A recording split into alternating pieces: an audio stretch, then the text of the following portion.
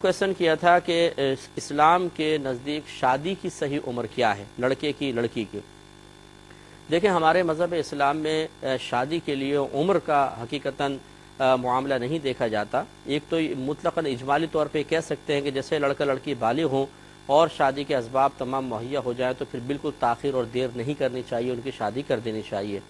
لیکن ہمارے مذہب اسلام میں حقیقتاً یہ دیکھا جاتا ہے کہ انسان کی کیفیات کیسی ہیں۔ اگر تو انسان نارمل کیفیت میں ہے، اس پہ کسی برائی کی طرف میلان کا غلبہ نہیں ہے اور وہ زوجہ کے حقوق ادا کرنے پر قدرت بھی رکھتا ہے، اس کے علاوہ نان نفقہ ادا کرنے پر بھی قادر ہے، تو پھر اس کے لیے شادی کرنا سنت مؤکدہ ہے۔ اب اس کے لیے تاخیر کرنا گویا کہ برا ہے۔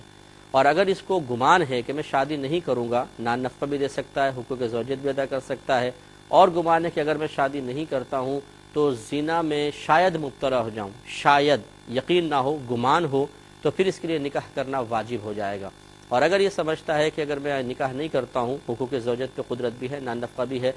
اور یقیناً اگر شادی نہیں کی تو زنا میں مبتلا ہو جاؤں گا، تو اس وقت شادی کر لینا فرض ہو جاتا ہے۔ اور اگر انسان یہ سمجھتا ہے کہ میں مطلب کوئی بھی معاملات ان میں سے ہوں لیکن حقوق زوجیت پر میں قدرت نہیں رکھتا ہوں یا میں نان نفقہ ادا نہیں کر سکوں گا، اگر اس کا شبہ ہو تو نکاح کرنا مکروہ تحریمی، اور اس کا یقین ہو تو پھر نکاح کرنا حرام ہے۔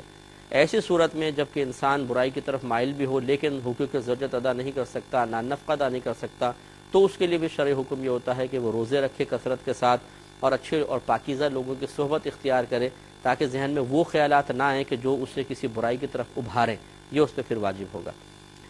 تو معلوم یہ ہوا کہ ان کیفیات کے پیش نظر پھر یہ نکاح کے آپ لازم ہونے، فوری طور پہ لازم ہونے یا تھوڑا سا وقفے کے ساتھ لازم ہونے کے بارے میں فیصلہ کر سکتے ہیں۔